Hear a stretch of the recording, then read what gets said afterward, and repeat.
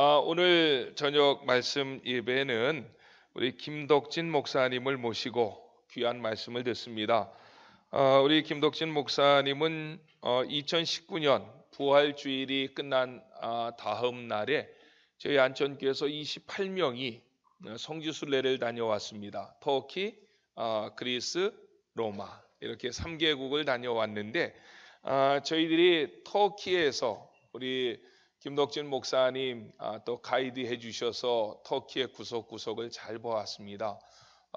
우리가 성지순례를 가든지 또 어떤 여행을 하든지 많은 가이드 하시는 분들을 만나는데 우리 김덕진 목사님은 저희들이 오랫동안 잊을 수 없었고 참 말씀에 해박하시고 또 이 성지의 구석구석까지 많은 것들을 자세하게 저희들에게 가르쳐 주셔서 저희들이 목사님을 통해서 많은 것들을 배웠고 성지 순례를 갔다 오신 분들이 우리 목사님을 한번 꼭 모시자.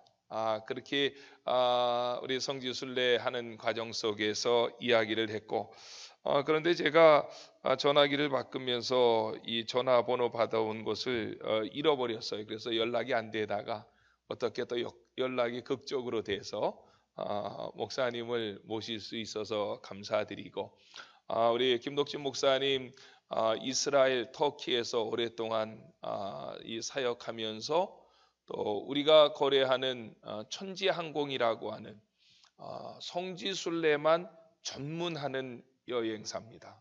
이 천지항공의 직원들을 대상으로 교회가 세워졌는데 그 교회의 사목도 감당하시면서 귀한 사역 감당하시는데요. 이 시간 나오셔서 우리에게 귀한 말씀 증거해 주실 때 마음의 문을 활짝 여시고 큰 은혜 받는 복된 시간 되시기를 바랍니다. 지금 나오시겠습니다. 반갑습니다. 우리 목사님이 너무 잘 소개해 주셔서 네.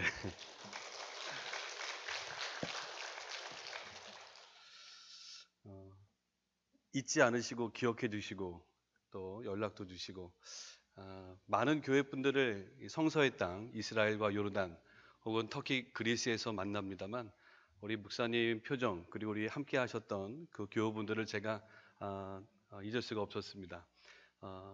어디 가서든 들으려고 열심히 하시고 세 부류로 나눠집니다. 오시는 분들이 아예 안 듣는 분들, 사진 찍느라고 정신 없어요. 사진 찍으신 분들, 그리고 많이 주무시는 분들. 근데 앞자리에 앉아서 혹은 제 옆에 바짝 붙어서 하나라도 더 들으시려고 애쓰시는 모습들이 좀 달랐다라는 기억을 갖고 있습니다. 사실 성서의 땅에서 이야기를 들으시면 좀 더 나으실 텐데 제가 이렇게 양복을 입고 왔습니다만 좀 어색합니다.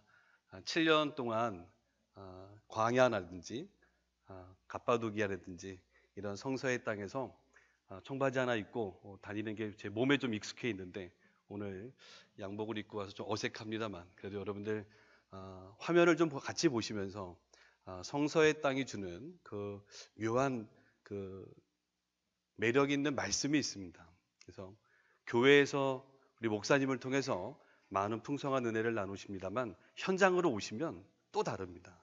꼭 건강하셔서 내후년에 한 번 더 또 종교개혁지 그 이후에 또 이스라엘도 또 터키까지 오시면 참 좋을 것 같습니다. 이스라엘에 오시는 분들에게 이렇게 인사합니다. 제가 지금 사역하고 있는 교회가 우리 직원들 또 가족들로 구성되어 있는 교회입니다. 샬롬 교회입니다. 샬롬.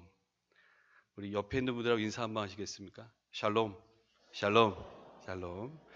자, 유대인들은요, 인색하게 한 번 하진 않습니다. 유대인들 자세히 보시면 샬롬, 샬롬 하면서 인사를 하는 거죠. 웃으시면서 다시 한번 샬롬, 샬롬. 정말 반갑잖아요. 그럼 손을 한번 들어보십시오. 손을 딱 들어서 옆에 있는 분하고 이게 아니라 손바닥을 딱 마주치는 거예요. 예, 옆에 있는 분하고 딱 마주치면서 샬롬, 샬롬, 샬롬 하면서 인사를 하는 겁니다. 반가우시죠? 네. 주일 낮 예배 드리시고 또 오후 저녁 예배까지 이렇게 참여한다는 게 쉽지 않으시잖아요. 옆에 있는 분하고 샬롬 샬롬 인사하면서 손바닥을 딱 마주치거든요.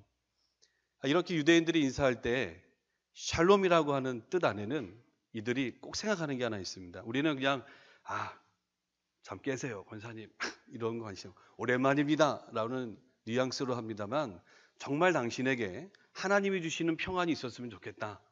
예, 이렇게도 생각을 합니다만 더 본질적인 의미가 하나 담겨 있습니다. 페이하다라는 뜻이 있어요, 영어로. 그러니까 샬롬이라고 하는 뜻 안에는 지불한다라는 게 있습니다. 샬롬, 슐렘이라고 하는 동사를 쓰는데 페이한다, 지불한다라는 뜻을 갖고 있어요. 제가 1년에 2달 혹은 3개월씩 이스라엘 예루살렘에서 렌트를 해서 거주할 때가 있습니다. 그러면 계약을 하잖아요. 집 계약을 하고 제가 한 달에 예를 들어서 3,000불씩 냅니다. 3,000불이면 300만 원이 넘는 돈입니다. 월세가 비싼 곳이 이스라엘이거든요. 그러면 계약을 하고 첫날 돈을 지불을 했어요. 그러면 그 주인, 유대인 주인들이 얼마나 반갑게 맞아주는지 모릅니다. 저 먼 아시아에서 온 친구가 우리 땅에 와서 공부하고 또 안내하는 걸 보면서 되게 즐거워하죠. 자, 그리고 시간이 지나갑니다. 마지막 날이 왔어요. 29일, 30일이 됐어요. 그러면 매일같이 인사하다가도 그날 인사하면 휙 머리채하고 되돌아갑니다. 왜 그럴까요? 계산해야죠. 그렇죠? 저 사람이 돈을 안 내면 어떨까? 그래서 제가 돈을 딱 입금시키잖아요. 그럼 또 반갑게 반가워하는 거죠. 세상에 공짜는 없습니다. 유대인들의 사고 속에는 지불해야 돼요. 지불하면 당신과 나의 관계가 평안한 관계다. 그렇죠? 돈 안 내보십시오. 얼마나 서로 보기가 껄끄럽지 않겠습니까? 자, 히브리어 동사 안에 그렇게 있는 거예요. 샬롬이라고 하는 뜻 안에는 슐렘이라고 하는 동사가 숨어 있어서 바로 지불해야 당신과 내가 평화로운 관계가 된다는 겁니다. 누가 지불하셨죠? 네, 하나님 아버지께서 누구를? 예수님을 이 땅에 내어주시면서 십자가에 달려 죽게 하시면서 우리가 지어야 될 죄값을 지불하셨기 때문에 이제는 하나님과 우리의 관계가 평화로울 수밖에 없는 겁니다. 아멘이시죠? 그 예수님 때문에 우리가 또 올 한 해 2020년을 새롭게 힘있게 출발한 거 아니겠습니까? 그래서 우리가 진정으로 평안하기 위해서는 샬롬 하셔야 됩니다. 내가 할 건 하셔야 됩니다. 아멘이시죠? 지불할 거 지불하셔야 됩니다. 내실 거 내셔야 됩니다. 내가 땀 흘려 일하고 해야 될 것은 하셔야 됩니다. 이런 관계 속에서 우리가 평화로운 관계를 유지해 갈 수 있다는 것이 샬롬이라고 하는 그런 인사 속에 있는 의미입니다. 우리 지금 화면에 보시면 대한민국에서부터 이스라엘 땅까지 쭉 지도가 펼쳐져 있습니다. 대한민국에서 성서의 땅이 지금 이렇게 펼쳐지고 있죠. 성서의 땅이라고 하면 예수님이 태어나시고 복음을 전하시고 십자가에 달리시고 부활 승천하셨던 이스라엘을 비롯해서 이스라엘 백성들이 출애굽했던 땅 요르단, 이집트, 그리고 핍박 때문에 예수님의 복음을 들고 터키나 그리스, 로마로 피해갔던 많은 사도들의 이야기가 있는 지역들을 전부 다 성서의 땅이다 이렇게 이루고 있는 겁니다. 아래쪽에 보시면 광야, 사막같이 있는 곳들이 이제 이집트, 이스라엘, 요르단 지역이 되겠고요. 그 북쪽으로는 터키, 그리스, 로마 쪽으로는 좀 비옥한 땅이 형성되어 있습니다. 그래서 자세히 보시면 이스라엘이 저 중간에 딱 걸쳐져 있습니다. 중앙에 있는 바다가 바로 지중해 바다가 되겠죠. 지중해 바다를 사이에 두고 이스라엘은 북쪽의 비옥한 땅과 아래쪽에 건조한 땅 사이에 끼어 있는 나라가 바로 이스라엘이 되겠습니다. 자, 저렇게 지금 빨간색으로 들어오는 지역에 바로 비옥한 초생딸 지역이다. 우리 역사 시간에, 세계사 시간에 다 배운 내용들입니다. 그렇죠? 얼마나 비옥했으면 그 오랜, 지금부터 오래전부터 사람들이 모여 살았을까라는 거죠. 아주 오래전부터 사람들이 모여 살았다는 것은 물이 있다는 겁니다. 물이 있어야 농사 지을 수 있고요. 물이 있어야 가축도 그 자리에 떠돌아다니지 않고 경작할 수가 있었던 거죠. 저런 지역이 바로 이집트, 나일강 중심으로 있는 것이고 이스라엘 넘어 터키, 오늘날 아주 시끄러운 나라죠. 요즘 이란, 이라크 지역의 땅이 고대에는 물이 많았습니다. 그래서 문명이 발달할 수 있었다라는 거죠. 그 이제 하얗게 된 지역이 바로 메소포타미아 지역이라고 하는 곳이고, 그 아래쪽이 이집트 문명이 되겠고, 중간에 레반트 문명이라고 하는 곳까지 있습니다. 뭐 수업 시간이 아니니까 여러분들, 어쨌든 중요한 것은 아주 오랜 시간부터 사람들이 살만한 땅이었다. 사람들이 살만한 땅에 하나님께서 누구를 보내셨죠? 갈대아 우르에서 아브라함을 부르셔서, 창세기 12장 1절에 아브라함을 부르셔서 바로 저 땅으로 보내셨다라는 겁니다. 사람이 살만한 곳으로 하나님이 아브라함을 부르셨어요. 자, 저게 이제 하늘에서 이렇게 찍은 위성 사진을 제가 좀 올려놨는데요. 이스라엘이라고 하는 나라입니다. 위쪽에는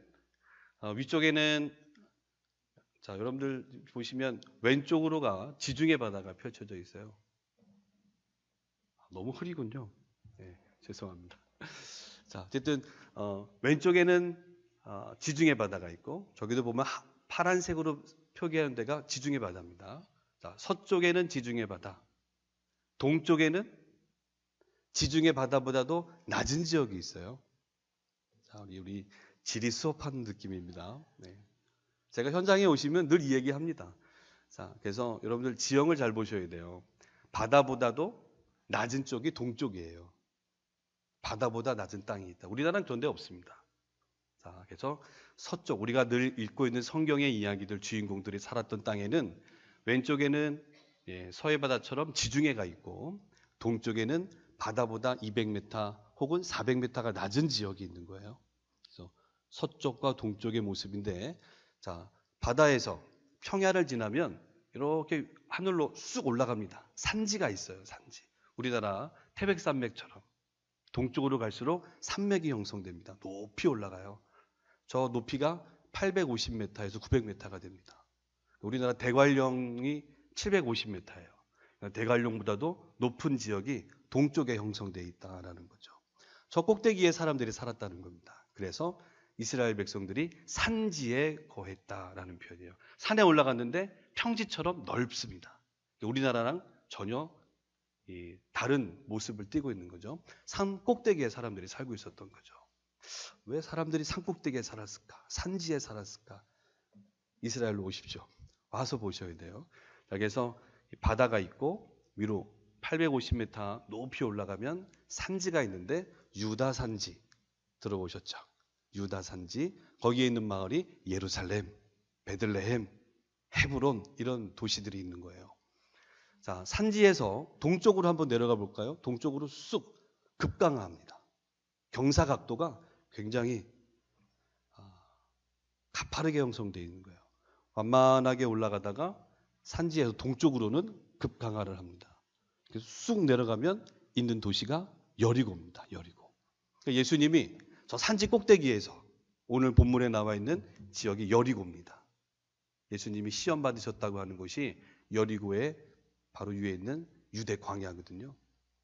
저 꼭대기 유대 산지에서 해발 850m 되는 곳에서 마이너스 200m가 되는 바다보다 낮은 지역에 있었던 여리고로 예수님이 내려가셨던 거죠. 거꾸로 여리고에서 저 높이 올라가셨다. 거의 한 1000m가량을 예수 경사각도가 되어 있는 곳을 걸어서 왕래하셨던 이야기가 바로 성경에 많이 기록되어 있습니다. 오늘 본문에 나와 있는 이 지역, 장소가 바로 여리고인데, 여리고가 바로 여러분들 저기서 보시는 것처럼 산지에서 아래로 한참 내려와서 1000m 내려오면 있는 마을이 여리고에서 있었던 일이라는 거죠. 근데 여리고로 내려오는 길이 아주 특별한 길입니다. 바로 제가 오늘 본문 제목에도 썼습니다만 광야. 광야를 지나가야 여리고에 들어설 수 있는 거죠. 자, 저기는 이스라엘의 제일 북쪽입니다. 자, 동서남북에서 제일 북쪽은 헐몬산이 있습니다. 헐몬산. 저기 지금 눈이 살짝 덮여져 있고 지금도 눈이 많이 내려 있습니다. 헐몬산. 자, 저쪽에서 저 주변 지역이 골란고원이라는 곳인데요. 이스라엘의 제일 북쪽이에요. 제일 북쪽. 그래서 제일 북쪽 헐몬산은 2840m나 됩니다. 그러니까 우리나라 백두산보다 높은 산이 되겠죠. 저 헐몬산에서 눈이 녹아내리고 그 헐몬산 주변에 이 샘이 많습니다. 샘. 1년 365일 쉬지 않고 물이 막 쏟아져 나오는 셈이 저 헐몬산 주변에 굉장히 많습니다. 그럼 그 물이 2870m니까 거기서부터 마이너스 200, 400m까지 북쪽에서 남쪽으로 막 흘러내려오는 거예요. 이스라엘 땅으로 흘러내려오면서 이스라엘 땅을 적셔지고 있는 거죠. 그러니까 북쪽은 높은 곳이에요. 그러니까 2800m가 높은 그곳에서 물이 매일같이 쏟아져 아래로 낮은 쪽으로 흘러내려오니까 비교적 낮은 쪽의 사람들은 비옥한 땅에서 살 수 있었던 거죠. 저게 이스라엘을 저렇게 적셔주는 겁니다. 좀 더 가까이 가볼까요? 네, 북쪽에 있는 도시가 하나 있습니다. 그 하얀 눈이 쌓여있는 헐몬산 밑에 가면 가이사랴 빌립보라고 하는 도시가 하나 있습니다. 예수님이 제자들을 데리고 저곳에 가셔서 베드로에게 부르셨죠. 마태복음 16장에 주는 그리스도시요 살아계신 하나님의 아들이십니다. 이렇게 고백했던 장소가 바로 저 동굴이 있는 데예요. 저기가 신전이 있던 곳이었어요. 단순하게 생각하시면 됩니다. 하얀 눈이 녹지 않고 늘 있는 그 꼭대기, 그 정상 부분에 있는 아주 물이 많이 쏟아져 나오는 곳이에요. 자, 이스라엘은 우리나라랑 달라서 물이 귀합니다. 중동 지역은 물이 귀하거든요. 근데 저 땅만 저렇게 물이 콸콸콸 쏟아져 나온다는 거죠. 그러니까 너무 신비로운 거예요. 그래서 저기다가 사람들이 신이 아니고서는 이렇게 이 땅을 적실 수 없지. 그래서 신전을 만들어 놓았던 겁니다. 여러분, 우리 왜 계룡산 가도 그렇잖아요. 예, 뭔가 신비한 곳에는 뭔가 기운이 있다라는 거예요. 그래서 거기서 제사를 드렸던 겁니다. 예수님 당시 때도 하나님이 아니라 바로 잡다한 신들이 물을 내주고 있었다. 그래서 우리가 잘 살 수 있었다. 이렇게 믿고 있었다는 거죠. 북쪽에 저런 물이 막 흘러내려오는 장면을 여러분들이 좀 기억하시면 되겠습니다. 예, 폭포를 이루면서 물이 쏟아지는 거예요. 얼마나 많은 물이 쏟아지는지 모릅니다. 그래서 시편 133편에 보면 헐몬산의 이슬이 시온에 흘러내림과 같도다라는 표현이 있습니다. 시적인 표현이에요. 그래서 저렇게 헐몬산의 물이 막 쏟아져 내려오니까 이 물이 우리 땅을 적셔주고 있다. 이게 하나님의 은혜지. 이렇게 고백했다는 거죠. 구약 시대의 성도들은 물이 흘러내려올 때마다 그렇지. 저 물이 없이는 우리가 살 수가 없지. 제가 저 물줄기를 가만히 보고 있으면요. 제가 한 달에 3번씩 갑니다. 이스라엘을. 한 달에 3번이면 거의 30일 이 땅에 있은 거예요. 한 10개월 정도를 이스라엘과 터키에서 지내고 있습니다. 누가 좋겠습니까? 저희 아내가 좋겠죠. 거추장스러운 사람이 없잖아요. 아들은 지금 군대 보내놨고요. 아주 세상 편하게 사는 여인이 저희 아내입니다. 제가 없는 집을 보면서 흐뭇해하는 거죠. 근데 밥 차려 다니는 사람이 없지 않습니까? 저 물이 막 쏟아져 내리는 걸 보면서요. 저 뭘 느끼냐면 처음엔 잘 몰랐습니다. 늘 가서 보면서 그렇지. 지금도 하나님은 우리에게 쉬지 않고 저 물을 쏟아부어 주시고 있는 것처럼 지금도 내게 은혜를 베푸시고 있잖아. 이걸 깨닫게 하시더라고요. 아, 그렇지. 근데 왜 나는 늘 불평할까? 원망할까? 이런 생각이 막 들더라고요. 그렇지. 쉬지 않고 365일 마르지 않고 저렇게 흘러내려오는 물이처럼 하나님은 지금도 다양한 모습으로 내게 은혜를 베푸시는데 참 나는 너무하다. 이런 생각을 좀 많이 갖습니다. 저기 북쪽의 모습이 저렇다라는 거예요. 자, 갈릴리 호수에서 바라보는 그러니까 헐몬산입니다. 지금 가서 보시면 저렇습니다. 요 1월, 2월, 3월이 우기예요. 그래서 눈도 많이 내리고 비가 좀 제법 오는 시기입니다. 지금 가서 보시면 저렇게 갈릴리 호수에서 북쪽을 바라보면 헐몬산이 웅장하게 서 있어요. 갈릴리 호수 주변입니다. 호숫가 주변에 많은 제자들, 예수님이 부르셨던 그 지역이에요. 제가 지금 광야를 설명하기 위해서 북쪽에서부터 내려가고 있습니다. 북쪽은 저렇게 물이 많아서 비옥한 땅이었다라는 걸 지금 설명드리고 싶은 거예요. 자, 갈릴리 호수 주변입니다. 호수 주변에 배를 타면서 예수님도 저런 배를 타시고 복음을 전하러 하루에도 몇 번씩 베드로의 배를 이용해서 다니셨겠죠. 곰곰이 생각해 보면 예수님은 무임 승선하셨습니다. 베드로의 배를 이용하셨으니까, 그렇죠? 그 당시에는 물고기 잡는 배가 아니었어요. 물고기 잡는 일도 하지만 더 많은 일은 사람을 실어나르는 일에 더 많이 있었습니다. 저런 수많은 배가 갈릴리 호수를 떠다니면서 사람도 실어나르고 거기에 또 예수님도 제자들도 함께 탔었죠. 그리고 물고기도 잡았던 겁니다. 자, 제가 이른 아침에 새벽에 일어나서 해가 떠오르는 갈릴리 호수를 한번 찍어봤습니다. 네, 갈릴리 호수의 주변이에요. 저기 2월에서 3월달 가시면 유채꽃처럼 노란 꽃이 활짝 펴 있습니다. 근데 유채꽃이 아닙니다. 저게 한국에서 오신 분들이 어머머머 목사님 유채꽃 네, 유채꽃 아닙니다. 네, 겨자씨, 겨자나무, 겨자꽃이에요. 이스라엘 갈릴리 호수는 정말 겨자꽃으로 풍성합니다. 자세히 보시면 겨자꽃 사이에 빨간 꽃이 좀 중간중간에 있습니다. 안 보이시나요? 네, 감사합니다. 중간중간에 빨간 꽃이 피어 있는데 저게 바로 드레핀 백합화를 얘기하는 거예요. 드레핀 백합화. 어떻게 백합화가 빨갛습니까? 저게 원래 빨간 꽃입니다. 저 땅에서는. 그래서 드레핀 백합화를 봐라. 심지도 않고 거두지도 않는데 이렇게 막 자라나는 걸 보면서 비유를 들으셨잖아요. 빨간 꽃, 아네모네라고 하는 꽃이에요. 양귀비과에 속하는 꽃인데 저런 빨간 꽃과 노란 꽃이 어우러져 있는 저 때가 이제 2월에서 5월 직전까지가 저렇게 아름답습니다. 저기를 늘 걸으셨던 예수님 생각나지 않으십니까? 저기를 다니면서 제자들과 말씀을 나누셨겠죠.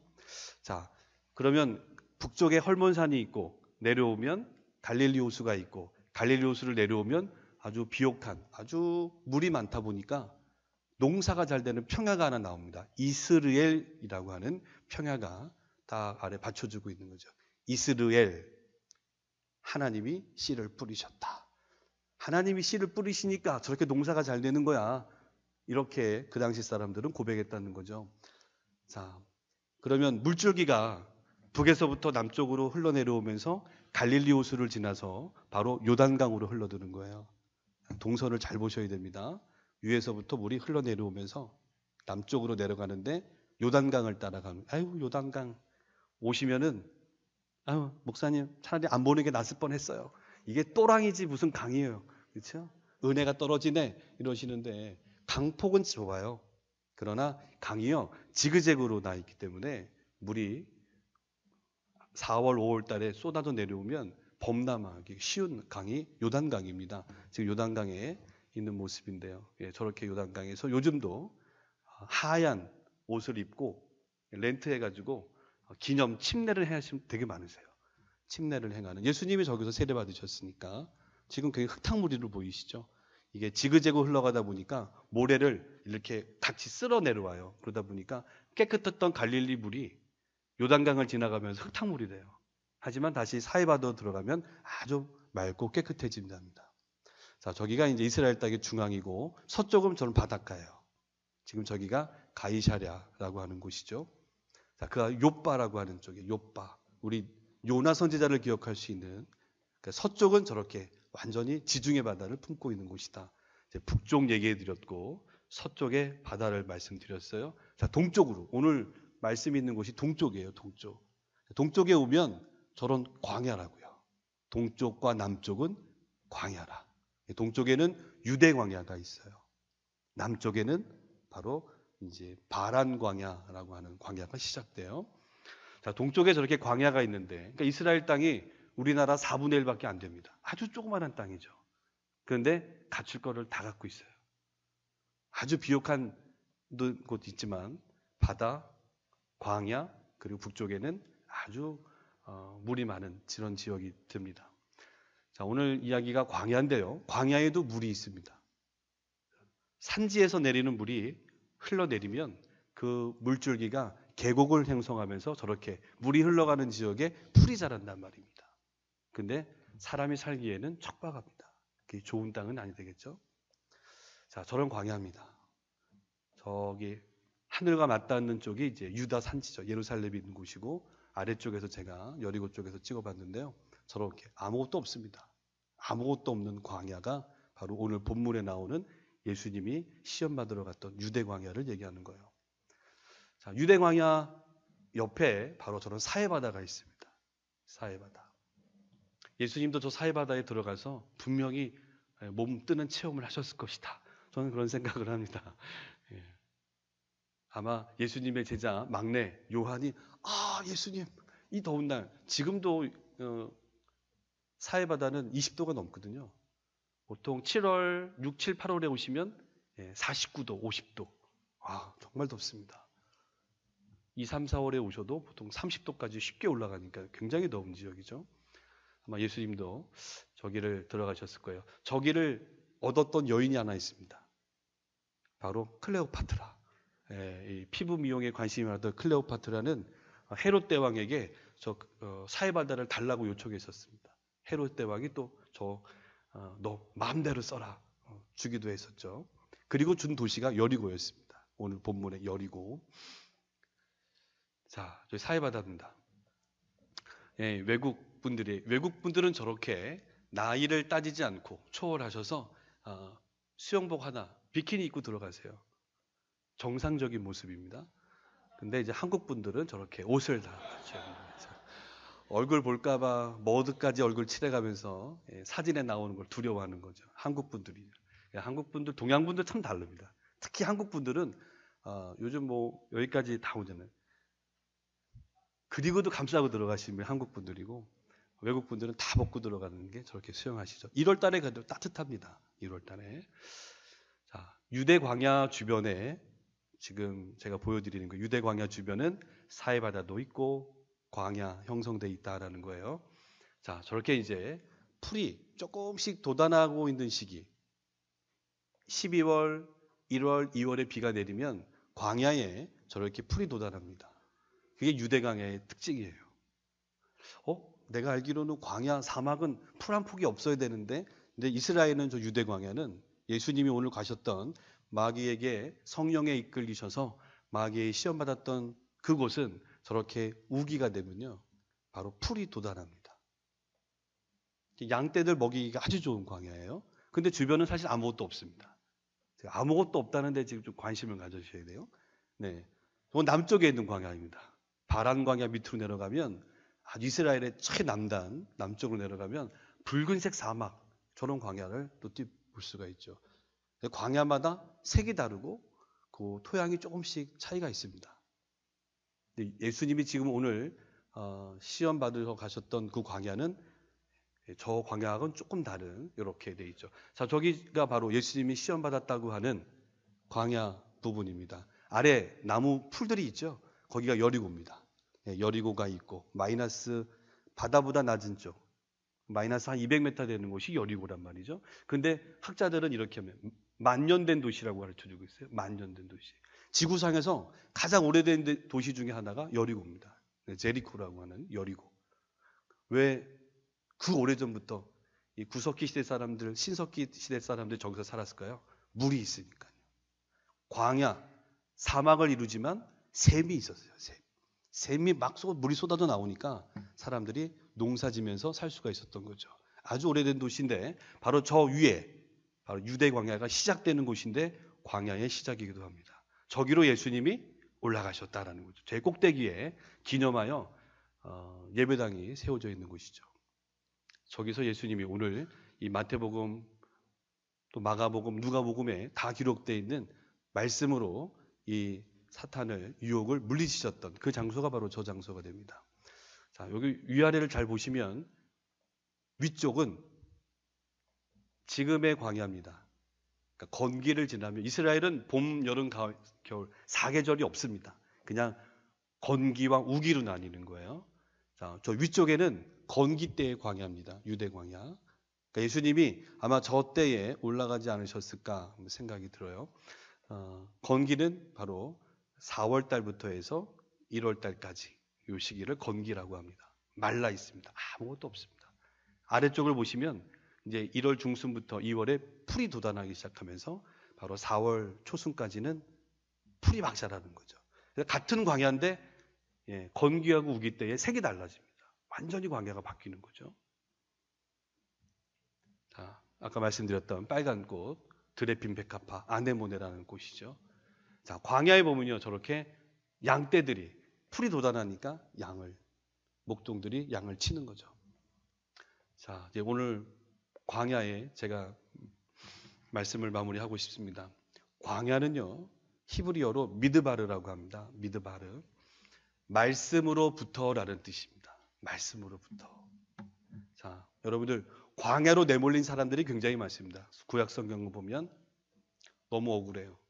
여러분들 하갈 기억하십니까? 하갈. 내가 잘못한 게 뭐 있어요?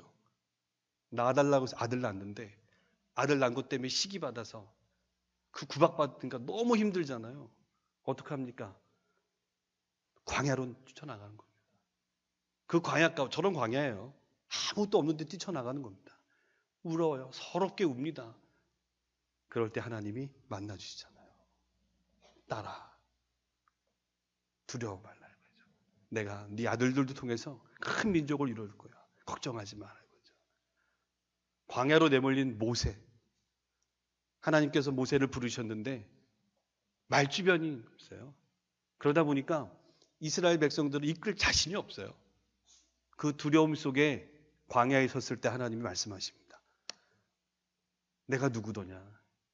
내가 너의 연약함을 아는데 내가 아론을 붙여줄 거야. 걱정하지 말라는 겁니다.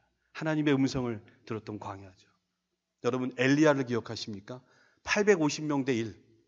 갈멜산 정상에서 불이 떨어지는 역사를 체험하면서 850명의 바알 아세라 선지자를 처단했던 선지자가 엘리야입니다. 근데 그 다음날 다시 지금 보따리 싸서 이세벨이 무서워서 광야로 도망갔다고요. 저 광야로 도망가는 겁니다. 그래서 어떻게 합니까? 죽기를 구하고 있었던 엘리야를 기억하시지 않습니까? 근데 하나님이 다시 너 왜 그러냐는 거죠. 광야에서 말씀하신 하나님을 통해서 위로를 받습니다. 그리고 힘을 얻고 다시 힘을 얻어서 다시 현장으로 뛰어갔던 거죠. 다윗 어떻습니까? 다윗 골리앗을 쓰러뜨리고 승승장구하잖아요. 하나님의 그 이름을 모욕하는 자를 위해서 그건 아니잖아 하면서 다가가서 쓰러뜨렸습니다. 이거는 정말 존경받을 만한 겁니다. 당연한 일이죠. 근데 이걸 시기했던 사울왕 때문에 어떻게 합니까? 광야로 내몰리는 겁니다. 광야에 가서 숨어 살고 동굴 안에 아무것도 없거든요. 전 바라건대 여러분들을 다 광야로 모시고 가고 싶은데 광야 아무것도 없습니다. 이런 데서 어떻게 사람이 사냐. 근데 저기서 전전긍긍하면서 죽기를 구했던 사람이 다윗입니다. 시편의 노래들을 보면 차라리 죽여주십시오. 근데 하나님이 말씀하십니다. 좀만 더 기다려보자. 조금만 더 참아보자.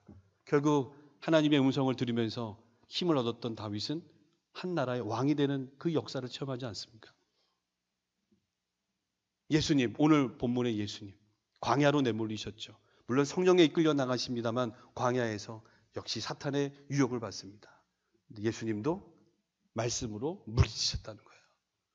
말씀을 힘입었다는 뜻이죠. 거꾸로 얘기해서 하나님께서 우리 예수님에게 성령으로 충만케 하시면서 배고픔, 명예, 권력 이런 거 앞에서 당당하게 설 수 있도록 하나님이 말씀하셨잖아요. 그 말씀으로 당대하게 외치시면서 물리치셨다는 겁니다. 말씀으로부터 힘을 얻는 장소 어디요? 광야. 죄송합니다. 광야라. 제가 성서의 땅을 안내하잖아요. 가장 은혜로운 장소가 있다면 저 광야입니다. 그래서 저는 다른 스케줄을 좀 줄이더라도 광야를 모시고 가요. 왜요? 광야 한번 서보십시오. 광야에서 앞서간 신앙인들 한번 묵상해 보십시오. 그리고 바울이 예수님을 만나고 나서 다메섹 도상에서 그 주변에서 어떻게 합니까? 복음을 전하다가 아라비아 광야로 내려갔단 말이에요. 광야. 요르단에 있는 광야입니다. 광야에서 뭐 있겠습니까? 기도하는 거죠. 아무것도 없습니다. 다시 한번 정리하면 광야로 내몰린 사람들 뭐 해야 됩니까? 기도하는 거죠. 아무것도 없습니다. 거기서 하나님을 구하는 겁니다. 하나님을 찾는 거죠. 주여, 아버지, 주님 아니고서는 저 살 수 없습니다. 거기서 막 울부짖었을 겁니다. 그럴 때 하나님이 사랑하는 아들아, 내 딸아 하면서 말씀하시는 거 아닐까요? 거기서 말씀을 들었던 이들은 다시 박차고 그 힘을 얻고 그들은 다시 삶의 현장으로 뛰어가서 그들의 일을 감당할 수 있었다는데 바로 광야가 주는 의미가 있는 것이죠. 광야. 여러분, 이 광야를 예수님은 히브리어로 제가 미드바르라고 얘기했잖아요. 광야. 근데 예수님께서는 이렇게 한번, 저희 갈릴리 호수입니다. 예수님이 주로 활동하셨던 갈릴리 호수인데 참 잘 보세요. 호수 주변에 아무것도 없습니다. 그냥 풀이에요. 풀, 흙, 들, 밭. 이런 것이 갈릴리 호수 주변입니다. 예수님도 이른 새벽부터 늦은 시간까지 매일같이 찾아오는 사람들을 낫게 하시고 위로하고 격려하고 병든 자는 낫게 하시면서 너무 바쁘세요. 지쳐 있어요. 근데 예수님이 어디죠? 새벽에 밤늦은 시간에 저 한적한 곳으로 나가시는 거예요. 한적한 곳이라고 하는 표현, 헬라어로는 예레무스라고 합니다. 예레무스라고 하는 헬라어와 미드바르라고 하는 이 구약의 히브리어가 똑같아요. 자, 그러면 말씀을 이렇게 한번 정리해 보겠습니다. 광야, 아무것도 없는 곳에 가서 하나님을 만나는 거죠. 하나님의 말씀을 듣는 겁니다. 한적한 곳 나아가서 예수님 뭐 하셨죠? 기도하셨잖아요. 제 어릴 때 저희 아버님이 목회를 하셨기 때문에 저희는 지금 은퇴하고 계십니다만 아들 산에 가자. 나 아들 왜 산에 가야 되는지 몰랐어요. 아버님 기도하시면서 나무 뿌리 붙잡고 기도하려는 거예요. 뽑을 때까지. 예수님 산에 올라가셔서요. 조용한 곳에 혼자 앉으셔서 그게 나무 밑이든 돌밭이든 상관하지 않고 기도하시는 겁니다. 왜요? 아버지하고의 관계 때문에. 아버지하고 기도하시는 거예요. 기도할 때 아들아 힘들지? 그 복음 전하고 하는데 사람들이 안 따라오지? 외면하지? 괜찮아. 끝까지 다시 한번 해봐. 이런 마음으로 우리 아버지 되신 하나님께서 그의 아들 예수님을 위로하지 않으셨을까요? 매일같이 밀려드는 저 많은 사람들을 보면서 그래 너 아주 잘하고 있어. 기도하실 때 하나님이 예수님과 함께 하시면서 더 그를 감당할 수 있는 힘을 주셨다라고 보는 겁니다. 한적한 곳에 나아가셔서 기도하셨던 예수님. 광야로 내몰렸지만 그곳에서 간구하며 부르짖었던 사람들. 그들은 모두 다 공통적으로 하나님의 말씀을 들었다는 데 있습니다. 하나님의 말씀을 들어야, 그렇죠? 하나님의 음성을 들으면서 깨닫게 될 때 다시 한번 아하 이게 아니었구나 하면서 다시 그들은 그들의 가정으로, 그들의 일터로, 교회로, 그들의 현장으로 뛰어나가서 끝까지 그의 일을 감당할 수 있었다는 것이죠. 한적한 곳, 광야, 그 의미가 주는 것이 저 현장을 가면 아주 또렷하게 우리가 볼 수가 있는 것이죠. 광야. 아무것도 없습니다. 가면 제가 늘 부르는 찬송이 이겁니다. 하나님께서 우리를 부르셨는데 오늘 이날 왜 이 시간에 광야로 여러분들을 부르셨겠습니까? 오죽했으면 너 그렇게 바쁘고 저한테 주는 말입니다. 제 고백이었어요. 목사로 살고 안내를 하면서도 너 그렇게 바쁘니? 너 나랑 좀 시간 가지면 안 되겠니? 너 나랑 좀 교제했으면 좋겠는데 너 왜 이렇게 바쁘니? 교회는 왔다 갔다 하고 말씀을 가지고 가르치면서도 왜 나랑 교제하지 않니? 교제하고 하나님 앞에 다 맡기고 무릎 꿇고 하나님께 부르짖을 수 있었으면 좋겠다. 덕진아 이러는 겁니다. 그렇지. 정말 열심히 뛰어왔는데 하나님하고 교제하는 시간을 내가 빼먹고 있었구나. 너무 바빠서. 이게 나의 문제였구나. 그래서 얼마나 울었는지 모릅니다. 그래서 광야로 오면 일부러라도 제가 모시고 가서 30분, 1시간씩 쫙 기도시킵니다. 자, 말씀을 맞추면서 우리 기독교 신앙인들에게 가장 중요한 것은 역시 하나님의 말씀입니다. 그렇죠? 들은 말씀을 마음에 잘 새기고 그 들은 말씀을 이 가슴속에 잘 심어 놓는 것이 중요한데 살다 보면 그렇죠? 살다 보면 맞닥뜨리는 삶의 현장이 너무 힘들어요. 네. 저만 그렇습니까?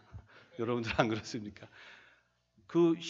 우리한테 힘을 주지 않아요. 너무 힘든 순간들이 막 밀려오는데 그때가 목사님 제 인생 요즘 광야예요. 왜 이러는지 모르겠어요. 가끔 그런 교인분들이 오세요. 그러면 집사님 그때가 기도할 때네. 이때가 하나님 만날 때네. 하나님이 그렇게 주셨네. 같은 광야로 내몰렸지만 힘들다고 주저앉으면 하나님 못 만나고요. 여기서 하나님 만날 수 있는 기회를 주셨구나 하고 간구하면 하나님이 만나 주시고 힘을 주실 줄로 믿습니다. 이스라엘의 초대 수상 벤구리온이라고 하는 수상이 있습니다. 수상이 아주 유명한 말을 남기죠. 정치인들은 말 잘합니다. 이스라엘 백성들을 다 불러 모아놓고 이렇게 얘기하죠. 여러분, 하나님에게 우리 주신 땅이 있습니다. 북쪽은 아주 비옥한 땅입니다. 여러분들 부자가 되고 싶습니까? 잘 되고 싶습니까? 저 비옥한 북쪽으로 가서 열심히 일하십시오. 그러다가 여러분들 참 지혜를 얻고 싶습니까? 그러면 남쪽으로 내려가십시오. 남쪽에는 광야가 있습니다. 광야. 하나님이 주신 게 다 우리에게 필요하다는 겁니다. 어떤 땅은 기회를 얻을 수 있는 땅이 되지만 어떤 땅은 철저하게 하나님께 무릎지며 하나님밖에 찾을 공간이 없습니다. 세상 것 의지할 것, 바라볼 것이 없는 광야에 있으면 당신은 거기서 하나님께 울부짖으면 하나님이 말씀하시고 그 음성 들으면서 하나님의 마음을 헤아릴 수가 있어서 그 지혜를 얻어서 여러분들은 주어진 인생 승리할 수가 있습니다. 이렇게 외쳤던 사람이 벤구리온이라고 하는 유대인 수상이었습니다. 오늘 2020년도 말씀을 가지고 출발하셨고 여러분들 그렇게 신앙생활을 하고 계시겠습니다만 이 말씀을 통해서 예수님도 광야에서 말씀으로 이겨내셨고 물리치셨던 것처럼 여러분들 지금 광야길을 걷고 계십니까? 왜 이런 힘든 어려움이 내게 주어졌느냐? 그것 때문에 탄식하고 좌절할 것이 아니라 광야로 내모셨다면 이때가 기도할 때구나. 이때가 부르짖을 때구나. 이때가 내가 하나님을 찾을 때구나 하면서 하나님께로 얼굴을 향한다면 하나님이 말씀하셔서 오늘 예수님처럼 말씀으로 물리치시고 그의 사역을 당당하게 해나가셨던 것처럼 올 한 해 그렇게 여러분들을 인도해 가실 줄로 믿습니다.